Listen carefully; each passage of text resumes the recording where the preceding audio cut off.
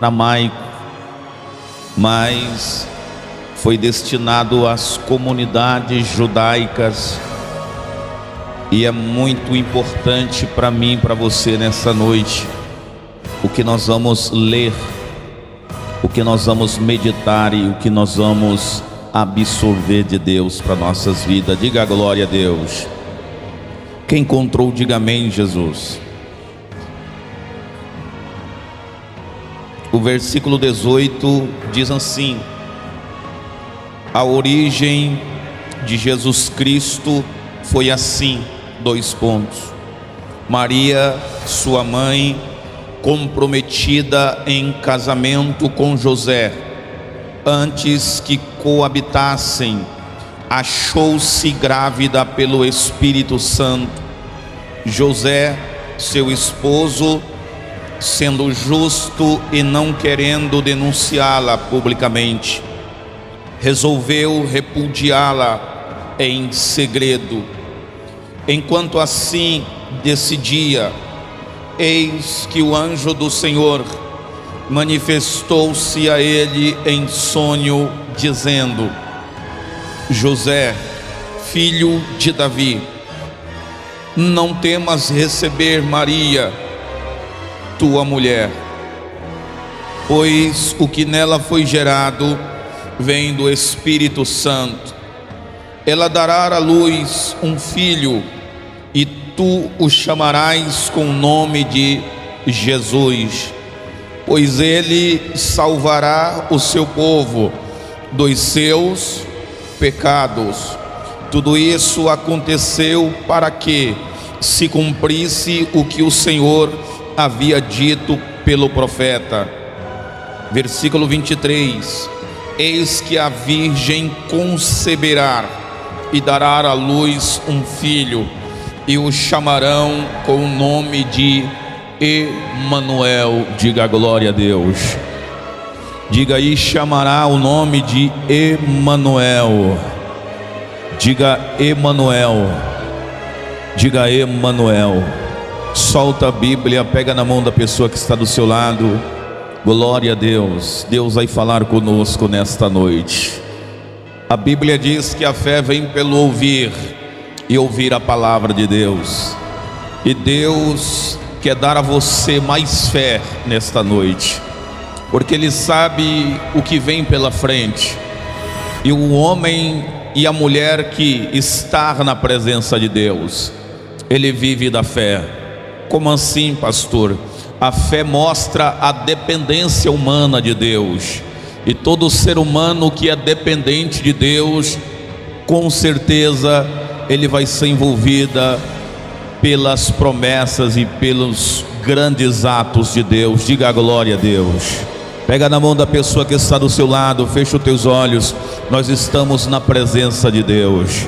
Na presença de Deus o ser humano se curva, ele abaixa a sua cabeça, ele é em sinal de reverência, todos dando glória, glória, glória, glória, glória a Deus. Senhor meu Deus e meu Pai que está no céu, aqui estamos na tua presença, nesta noite maravilhosa, aonde já lemos a sua palavra. Continua conosco, meu Deus, falando em nossos corações, abrindo, Deus, as comportas do céu e derramando sobre a nossa vida a tua presença. Fala com a tua noiva, fala com a tua igreja. Nós precisamos, Senhor, nesta noite da sua palavra, a sua palavra que é luz para os nossos caminhos, a sua palavra que é lâmpada. Deus Todo-Poderoso, fala conosco nesta noite através da sua palavra e glorifica o seu santo nome. Diga glória a Deus, diga graças a Deus. Senta e aplaude a Deus com palmas bem alegre para Jesus. Diga glória a Deus, diga graças a Deus. Eu quero poder ser ouvido por todos vocês. Quero que vocês emprestem um pouco os vossos ouvidos à palavra do Senhor nesta noite, porque se a fé vem pelo ouvir e ouvir a palavra de Deus, nós precisamos de fé. Viver os dias que nós vivemos sem fé, nós iremos desmoronar, nós iremos parar, nós iremos ancorar no primeiro desafio que aparecer diante de nós.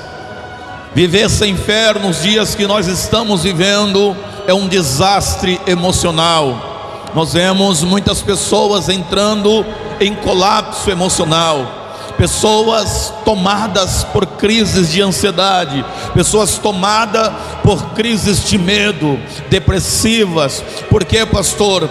Porque entram numa realidade e acham que não conseguirão vencer, e acham que não conseguirão sair mais, e acabam se trancando em um mundo que às vezes não tem saída, em um mundo que para muitos não tive saída. Agora esses dias nós vemos uma notícia lá próximo de Abaetetuba, mais uma pessoa cometeu esse ato tão terrível. Perdemos mais uma alma que poderia desbravar novos horizontes, viver coisas extraordinárias, mas trancou-se em um medo e acabou deixando de acreditar no amanhã, acabou deixando de esperar o amanhã de Deus. Mas nessa noite Deus tem uma palavra que vai nos iluminar, que vai trazer luz para os nossos caminhos, para a gente enxergar o amanhã de Deus. Quem acredita nisso, levanta a mão, diga eu creio. Então aplaude e glorifica o nome do eterno nosso Deus.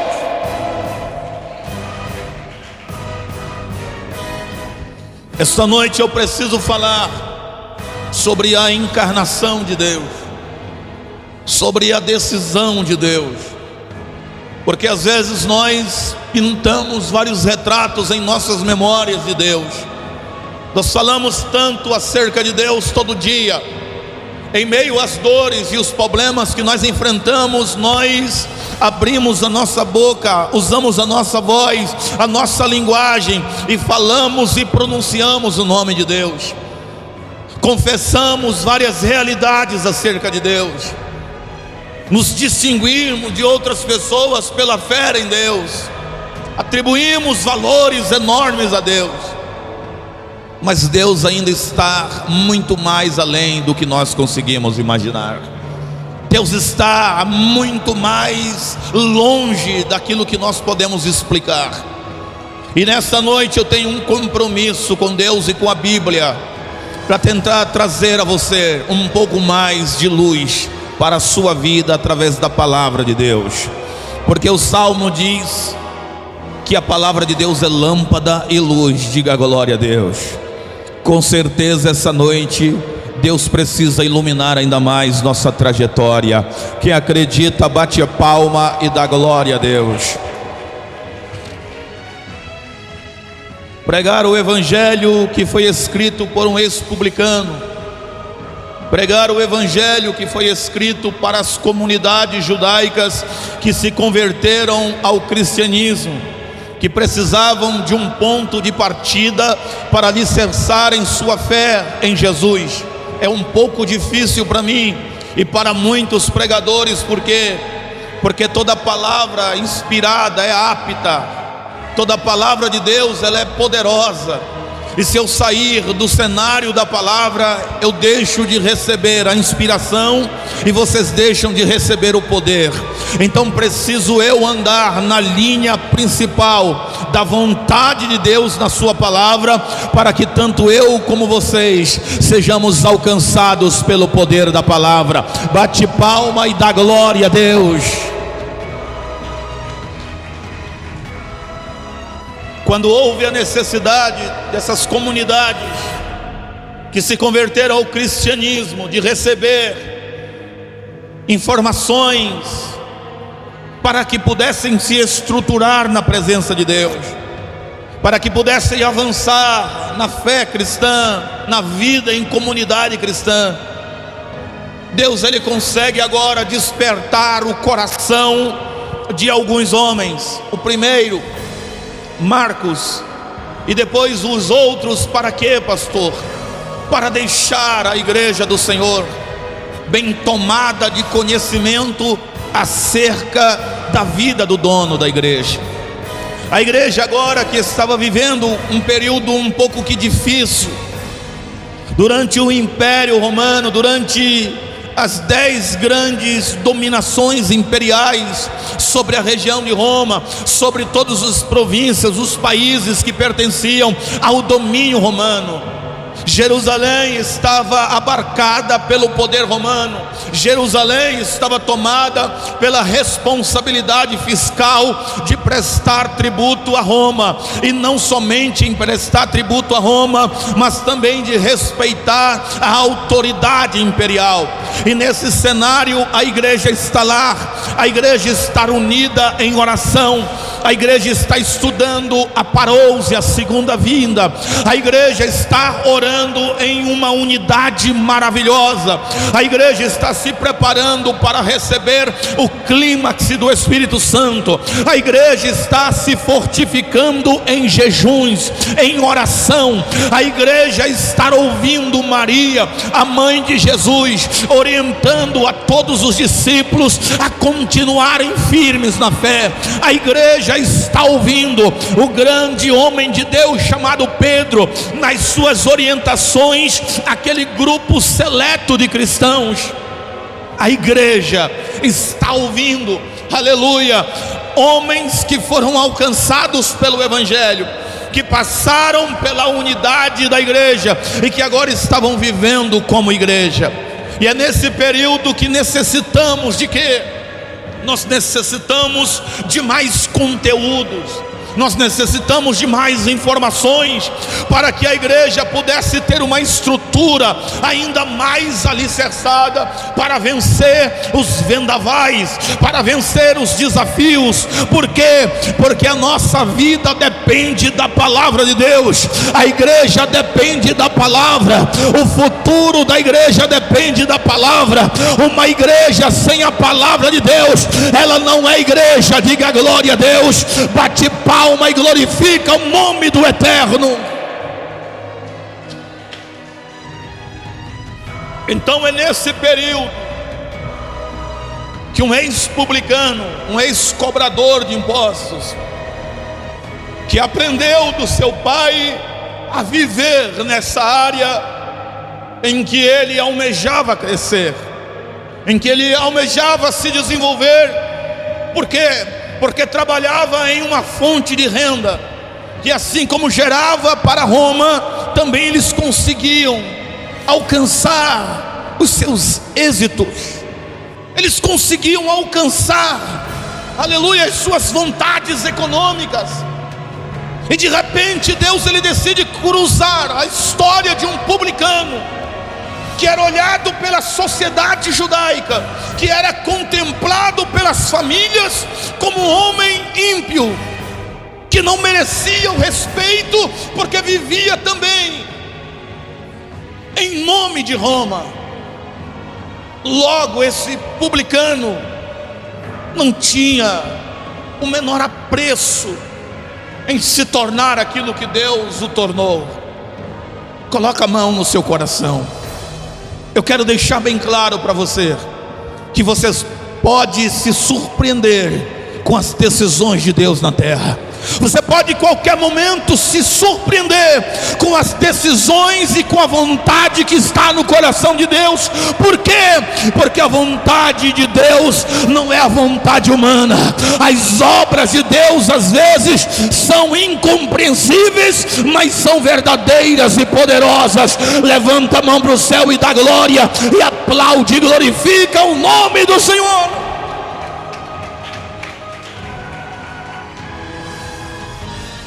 Por quê, pastor? Porque ele passa na mesa da coletoria e olha aquele moço trabalhando na economia e com os dados financeiros, e olha para ele e faz um convite para ele entrar para o projeto eterno de Deus. O que, pastor? Para entrar para o projeto eterno de Deus, para ele ser lembrado como alguém sem igual.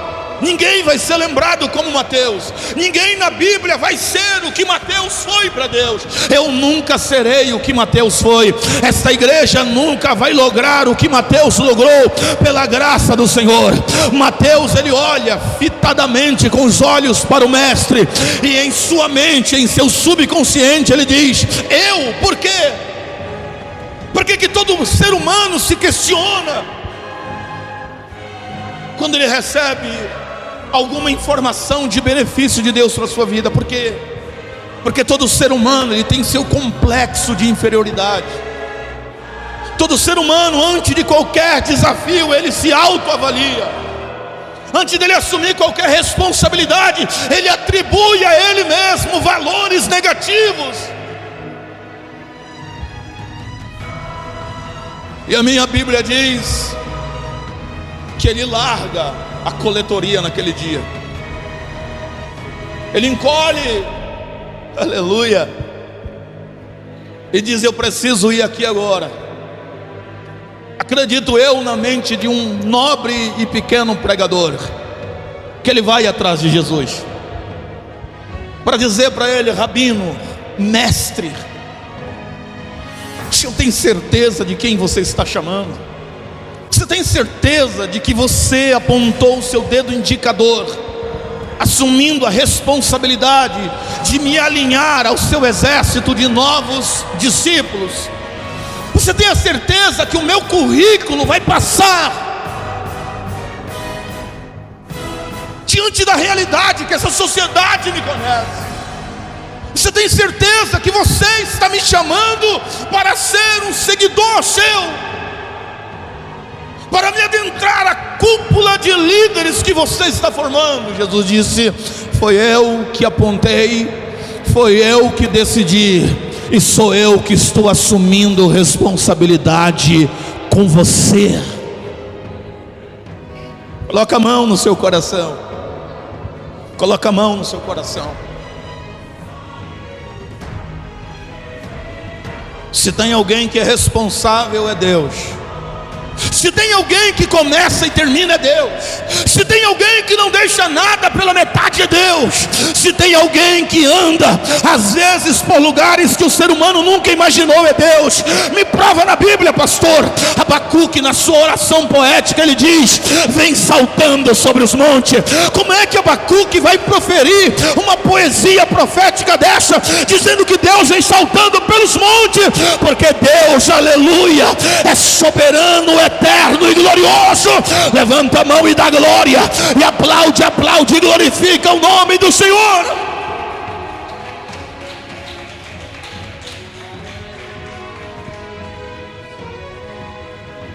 E a minha Bíblia diz que esse publicano, ele pega toda a renda do mês e faz um jantar para Jesus. Ele faz um jantar para a cúpula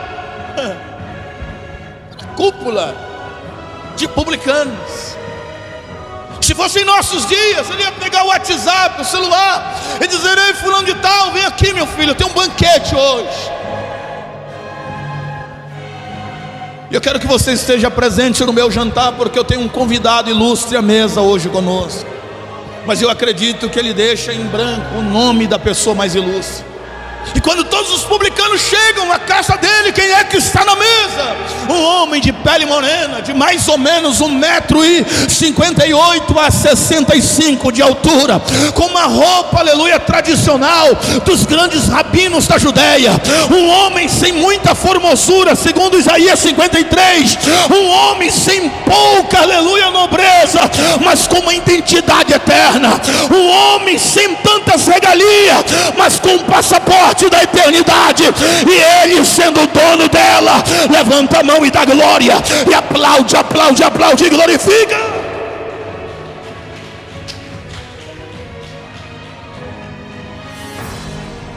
E no meio do jantar ele toma a palavra e diz: amados e queridos amigos, pelo respeito que eu tenho com toda a elite de publicanos, eu quero sair dessa família de cabeça erguida. E o que ecoa no coração e na mente de todos os publicanos é o que, pastor? É o que vai ser dito. Por quê? Porque todo mundo conhecia ele, e provavelmente eles estavam esperando qualquer outra decisão menos de se tornar um seguidor de um rabino. Por quê, pastor? Por que eles estavam esperando outra decisão menos a de ser um seguidor de um rabino? Porque isso não dava vantagens econômicas. Isso não trazia lucro aparente. Ele teria que ter uma vida de dedicação, pelo menos, da metade do seu dia. Porque os rabinos, eles tinham que estudar muito. Eles tinham que ter uma vida dedicada ao conhecimento e a educar novos seguidores. E quando eles menos esperam, Levi se levanta e diz: amados e queridos amigos, a partir de hoje eu quero confessar a minha nova identidade. Quero mostrar para todos vocês o interesse que alguém teve em mim. Eu conheci tantos rabinos na Judéia, conheci Gamaliel. Quem sabe ele disse: eu jantei com ele, almocei com a família. Conheço o pai, a nobreza, conheço a elite do farisaísmo, conheço tantas pessoas importantes, sou amigo de tantas pessoas, mas nunca o rabino me convidou para sentar à mesa, para fazer parte daquilo que é mais importante para ele, do núcleo de inteligência, do futuro da sua entidade. E eu decidi aceitar. E a partir de hoje, eu sou um seguidor de Jesus.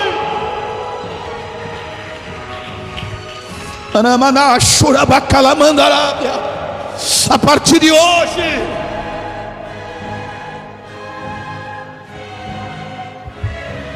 eu vou trilhar um novo caminho. Coloca a mão no seu coração. Você está disposto a trilhar um novo caminho?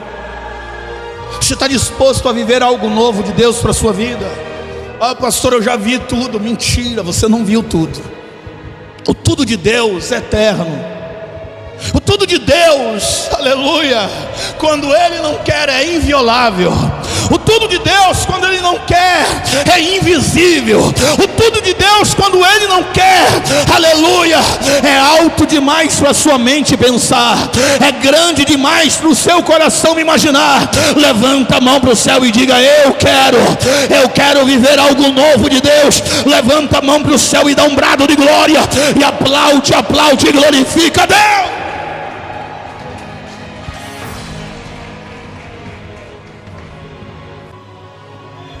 Depois de toda essa realidade, depois dessa introdução, nós vamos entrar na palavra de Deus. Por quê, pastor? Porque nós precisamos conhecer o cenário para nós vivermos. Você nunca vai investir nada da sua vida naquilo que você não conhece. Como é que você vai crer numa coisa que você não conhece? Como é que você vai crer num propósito de Deus se você não sabe o que é o propósito de Deus? Como é que você vai dizer sobre o plano de Deus se você não sabe o que é o plano de Deus? O plano de Deus, ele é às vezes incompreensível. O plano de Deus às vezes é incomunicável.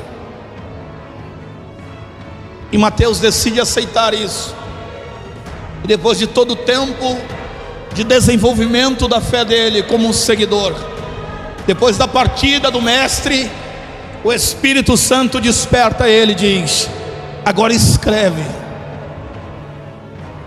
coloca tudo em pauta, tudo que você viveu, tudo que você sabe, e alimenta as outras pessoas que vão vir depois de você. Alimenta o povo do Laranjal que vai vir depois de você, porque eu vou levantar uma igreja que eu vou salvá-la. Alimenta o povo de Barcarena com testemunho escrito da narrativa da história do Messias. Levanta a mão para o céu e dá um glória. O Evangelho de Jesus Cristo está aqui. Bate palma e dá glória, dá glória, dá glória.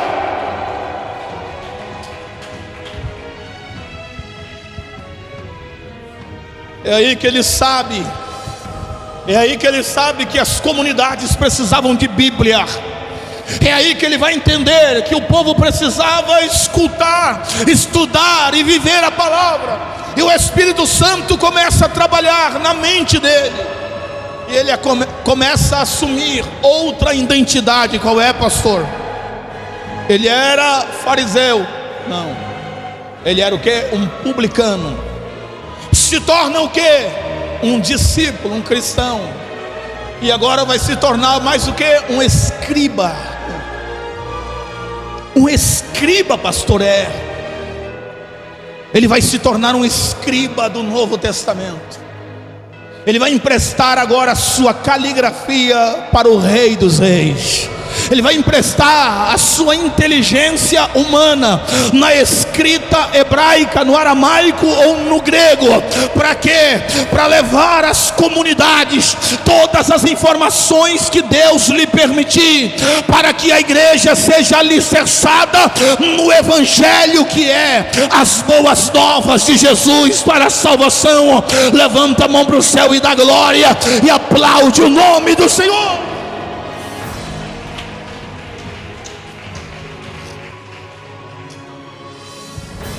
Quer dizer, pastor, que ele emprestou a sua caligrafia para Deus. Foi Deus disse: eu preciso de você agora em outro patamar. É por isso que eu estou dizendo, não vai se perder no mundo de Deus, porque tudo que Deus quiser, Ele vai ter que fazer nesse lugar. Tudo que Deus precisar, Ele vai ter que construir. Tudo que não existir, Ele vai ter que trazer a existência.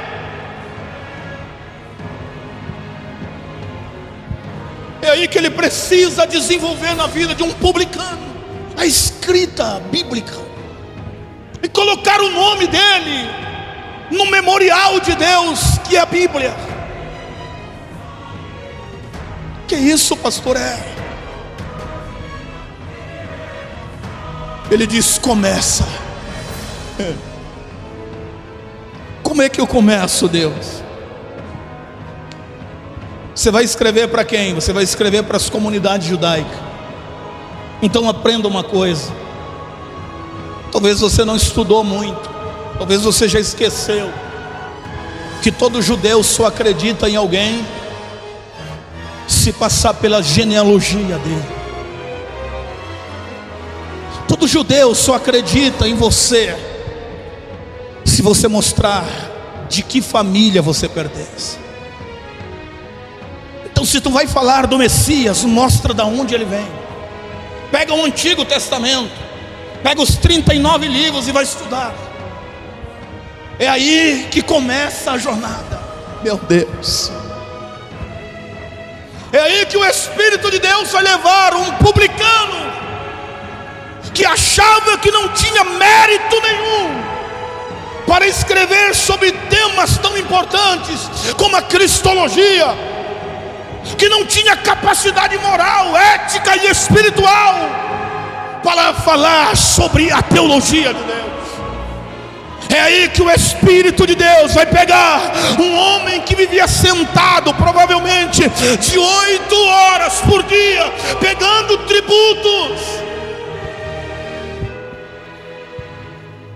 para começar a escrever a história do Deus que se fez carne. Que pastor é?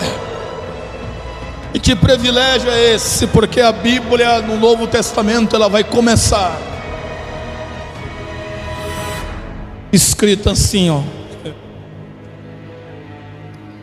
Olha como é que a minha Bíblia começa: o Evangelho segundo Mateus. O Evangelho segundo Mateus. Não está na Bíblia o Evangelho segundo Jesus Cristo, né? Porque não foi Jesus que escreveu. Se tem uma coisa que Deus respeita, é tudo que você faz para Ele. Se tem uma coisa que Deus gosta, é de tudo que você dá para Ele e volta para você. Está aqui, ó. Ele emprestou a escrita para Deus. Ele emprestou a sua mão, o seu punho para Deus. E Deus devolveu para ele, dando o nome dele no começo da Bíblia.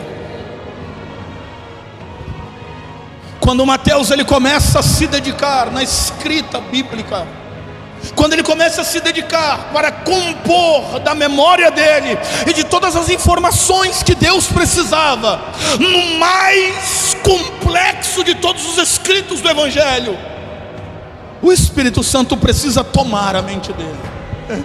Que pastor? Isso aqui você não estuda em livros de teologia, você não estuda com Wayne Gruden, você não estuda com outros teólogos pentecostais. Por quê? Porque nem todos acreditam completamente na autoridade e na soberania também do Espírito Santo de Deus.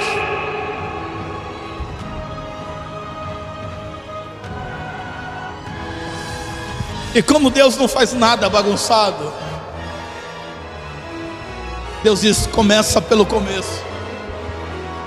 Como começo, Senhor? Eu quero a genealogia dele.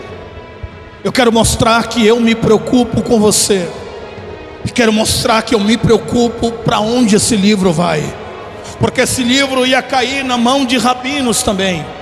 Esse livro ia cair na mão de doutores e mestres da igreja de Corinto. Esse livro ia cair na mão de homens e mulheres dotados de conhecimento, e poderiam questionar a formação canônica desse escrito do Evangelho. E aí que ele começa falando sobre a genealogia, porque o que Mateus quer é mostrar que o Messias não é qualquer pessoa. O que é, pastor? O que Mateus quer mostrar é que o Messias tem nome. Levanta a mão, diga: tem nome. Que o Messias tem descendência, que o Messias tem autoridade divina, e que o Messias tem um rastro de Deus da sua história. Levanta a mão para o céu e dá um brado de glória, e aplaude e glorifica o Eterno.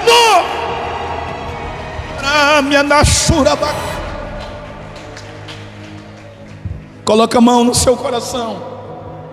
Eu quero transcrever para vocês. Eu sei que eu tenho pouco tempo, mas o que isso significa para mim, pastor? Como eu posso trazer um escrito de quase 2000 anos de existência para hoje? Escuta, você não está entendendo o que está acontecendo na sua vida.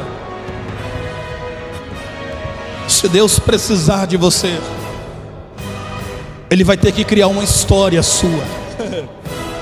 Que é, pastor? Você não está entendendo.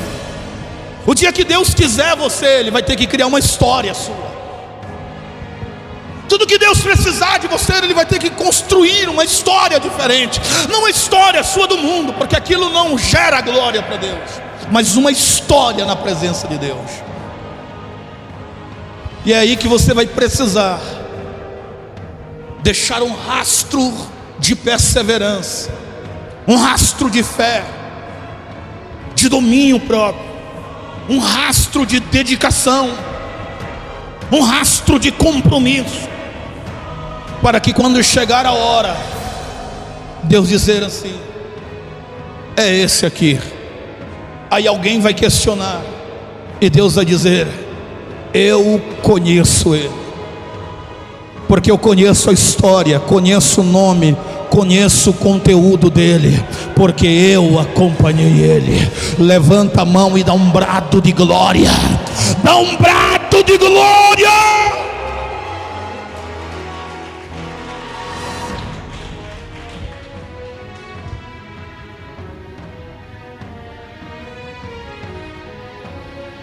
Depois ele falar da genealogia, ele precisa entrar agora na encarnação de Deus. Essa passagem aqui, irmãos, é tão poderosa que eu preciso pregar devagar. Por quê? Porque além do capítulo 1 falar de um tema que é genealogia, que demora meses e anos para nós estudarmos na Torá, ele vai falar sobre um grande milagre de Deus, que é chamado de união hipostática. O que é isso, pastor? É a união entre duas naturezas. É a união entre a natureza divina e a natureza humana numa só. Só que ele prega pouco sobre isso. Por quê? Porque ele não tinha tanto conteúdo assim.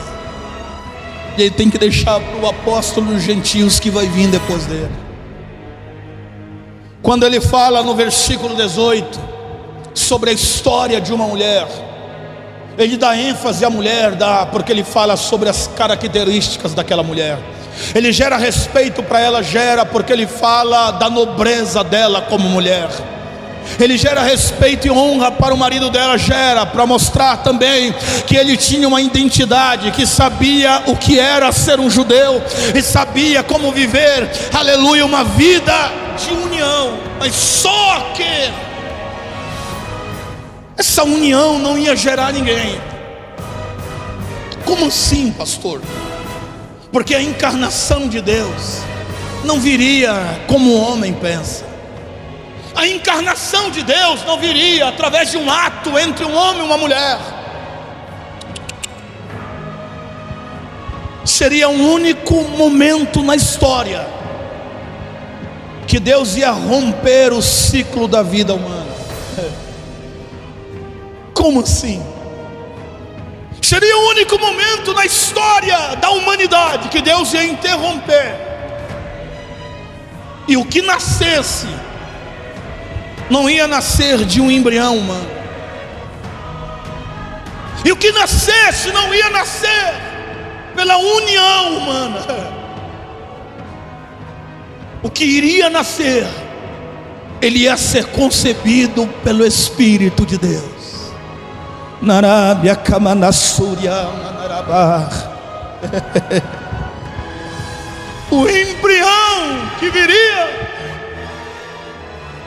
não ia ter o gene de José, não ia ter o gene de Maria. Se fizesse um teste de paternidade, ia constar que ele não era o pai. Se fizesse um teste de DNA, ia constar que Maria não era mãe. Porque o Salmo diz assim, tu me conhecesses ainda sem forma. Como é que alguém existe sem forma, pastor? Me explica aí. Como é que alguém existe sem forma? Só existe alguém sem forma se for espírito. E como é que Deus o conhecia? Quando ele estava no céu, na sua mesma essência. O que é que ele diz mais? Tu cercaste o meu andar por caminhos eternos. Davi era eterno, os salmistas eram eternos, nunca. E de quem era que ele estava falando? Da semente de Deus, do Messias, que iria nascer, que a humanidade, o mundo ia entrar em colapso, porque ia marcar os dois polos da história, ia entrar no equilíbrio do mundo e da história e do tempo, porque o Espírito Santo ia interromper um ciclo humano para apresentar um propósito divino. Levanta sua mão para o céu. Oh glória, coloca a mão no seu coração.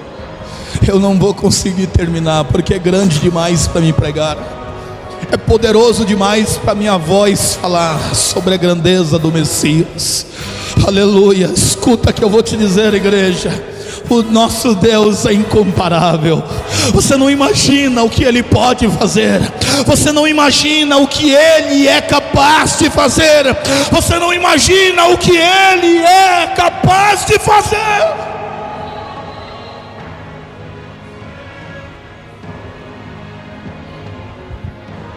E você está se questionando,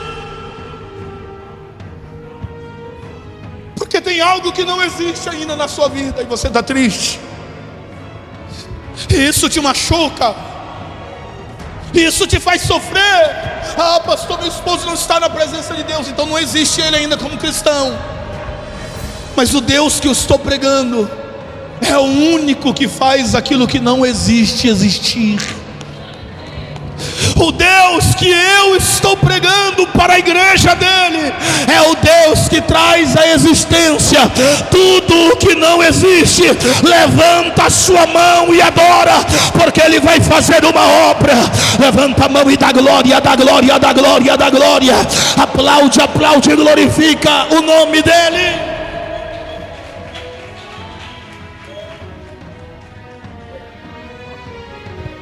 O caso foi tão sério, que o anjo teve que descer. Deus disse: desce lá, porque o rapaz não entendeu. O quê? Desce lá, por favor, Gabriel. O rapaz não entendeu, por quê? Porque ele não se deitou com a mulher. E como é que alguém engravida sem relação? O rapaz enlouqueceu, porque ele estava dentro de um propósito que ele não conhecia. Ele estava vivendo algo que ele não tinha domínio. Coloca a mão no seu coração. Estou sentindo Deus impactar a sua vida. Estou sentindo a palavra de Deus construindo algo em você. Não te perturba o teu coração com aquilo que você não sabe sobre Deus. Se você não entende, se você não sabe, desce, te humilha e diz: Deus, o Senhor nunca vai errar, o Senhor nunca vai falhar. Levanta a tua mão e dá um brado de glória, e aplaude, aplaude, aplaude e glorifica. Pode dar glória, pode dar glória, pode dar glória. Por quê, pastor? Porque você não pode falar de Deus sem que Ele te permita. Como assim, pastor? Deus leva Ezequiel num vale de ossos, deixa a cabeça do profeta louquinho. Só que ele é inteligente. Ele diz: Deus não faz nada por acaso. E Deus pergunta para ele: o que eu faço com esse vale aqui? Ele disse: tu sabe. Inteligente. Quem sabe você está se perguntando: Deus, o que eu vou fazer com meu filho? O que eu vou fazer com meu esposo? O que eu vou fazer esse mês? Não faz nada. Só te mantém de pé acreditando na soberania de Deus, no Deus que abre porta onde não tem porta, no Deus que exalta e que abate, que enriquece, que empobrece, que dá vida. Continua acreditando e te envolvendo na comunhão com Ele, porque tudo que você der para Ele vai voltar para você. Deus está construindo algo na sua vida. Levante a mão e dá glória, e aplaude, aplaude, aplaude, aplaude.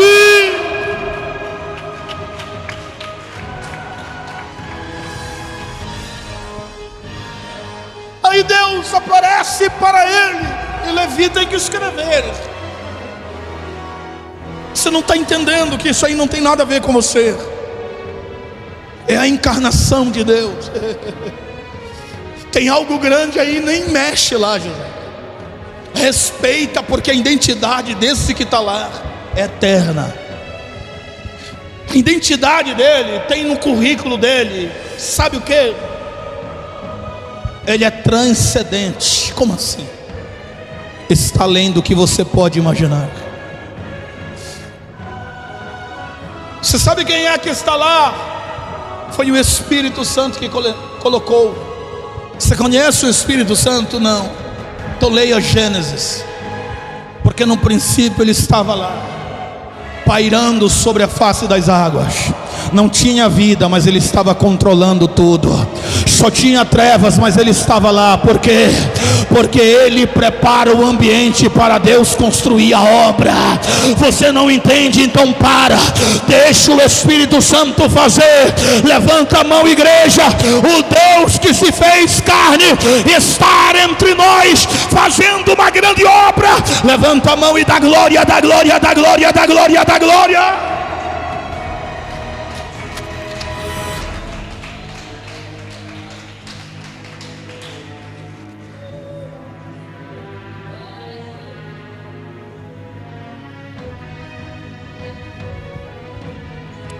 José disse assim: eu já sei, eles vão matar Maria.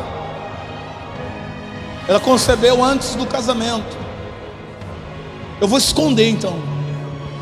O anjo disse assim: o quê? Você vai fazer o quê, rapaz? Não, vou esconder, porque eles vão matar ela, porque ela violou. O anjo disse: ei, para com isso, ela não violou coisa nenhuma. Respeita, porque o que está dentro dela é semente do céu,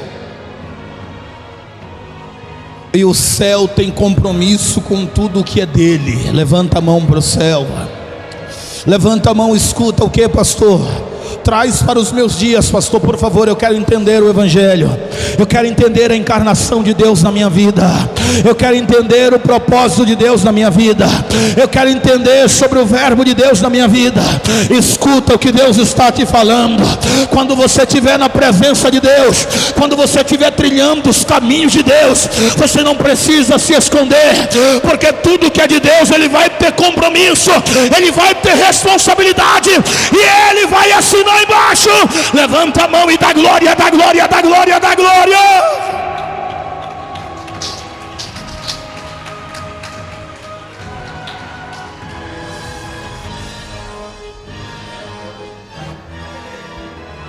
Por que, pastor? Porque eu estou falando com pessoas aqui que estão se sentindo meio envergonhados, que estão se sentindo meio afrontados pela realidade. Mas eu vim aqui te dizer que tudo que é projeto de Deus, você não precisa ter vergonha, porque não cabe a você a autenticidade, não cabe a você o domínio, não cabe a você a responsabilidade. Sua vida está na mão de Deus, é compromisso do céu com você. Ele vai mostrar a diferença. Levanta a mão e dá glória, e aplaude, aplaude e glorifica.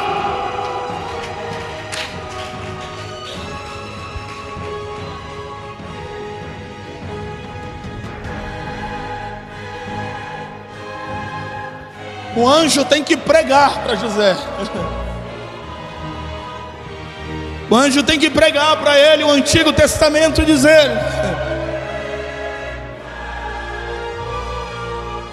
Isaías 7,14. Ele disse: já leu o Antigo Testamento, José? Já. Então lá está escrito que a virgem vai conceber e dar à luz a quem? Ao Emanuel. Uma virgem tem que encarnar o verbo de Deus. José começa a tremer, porque ele sabe que o Emanuel é a encarnação de Deus. Ele sabe que o Emanuel é Deus que vai habitar no meio de homens. Ele sabe que o Emanuel é Deus assumindo identidade humana. E o anjo diz: o que está no ventre da sua mulher é a encarnação de Deus. Levanta a mão para o céu, o projeto de Deus está aqui. Bate palma e dá glória, dá glória.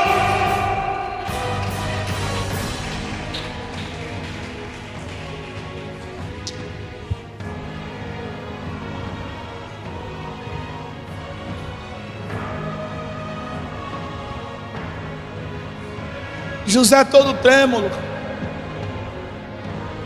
ele entende agora. E ali diz para o anjo: o que é que nós temos que fazer? Pega a criança e vai para o Egito. Pega e vai, porque eu preciso fazer algo aqui ainda. Fica de pé, por favor.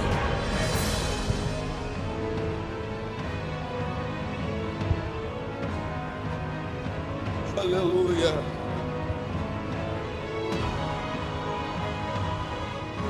Você não vai se esconder, não. Você não vai se envergonhar, não, porque o compromisso do céu está com você. O compromisso do céu está com você. Ninguém vai te repudiar assim, não. porque você tem uma aliança com o eterno Deus. E um publicano registrou a encarnação desse Deus e disse que ele traria salvação para o povo de Deus. E o que isso significa, pastor? A palavra salvação significa livramento, escape e proteção. Então coloca a mão no seu coração e levanta a outra para cima, porque Ele vem trazer escape para o povo de Deus. Ele vem trazer livramento para o povo de Deus. Ele vem trazer proteção para o povo de Deus. Ele veio com um propósito determinado, e esse propósito é trazer salvação. E aonde precisar de salvação, Ele vai lá, porque Ele é o Emanuel de Deus. Fecha os teus olhos, liga-te com Deus. Aonde precisa de livramento hoje, pastor, nesse culto da família, o Emanuel conhece. Aonde precisa de proteção, o Deus Todo-Poderoso conhece. Ele veio trazer salvação para o povo de Deus. Ele veio trazer salvação para o povo de Deus. E aonde estiver necessitando, Ele vai alcançar agora. Ele vai alcançar agora. Ele vai alcançar agora. Fecha os teus olhos. Ele vai alcançar agora. Ele vai alcançar agora. Ele disse assim: eu criei o ferreiro e a arma que ele assopra no fogo. Eu criei a sua ferramenta. É Ele que vai parar tudo e trazer salvação, porque o propósito dele de se encarnar é trazer salvação. Fecha os teus olhos e te liga com Deus. Te liga com Deus, porque está vendo um grande mover de Deus. A palavra ministrada está executando o projeto de Deus. A palavra de Deus está executando o propósito de Deus na sua família. Deus está alcançando vidas pelo poder do projeto de Deus da salvação.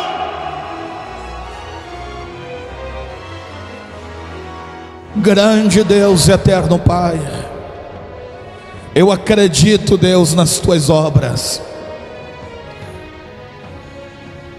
Para neste exato momento todo projeto do adversário, bate em retirada diante do nosso Deus. Para toda ferramenta que foi preparada, todo laço do passarinheiro, toda peste perniciosa, todo dardo inflamado do inimigo, saia, pega tudo e volta, porque o Senhor de todos os senhores está conosco e é poderoso na batalha para nos salvar. Se tu acredita nisso, diga: eu creio. Então bate palma e dá glória, dá glória, dá glória. Diga glória, diga glória, diga glória. Diga glória a Deus. Diga graças a Deus. Amém, irmãos? Que Deus abençoe a todos vocês. Palmas mais alegres para o nosso Deus.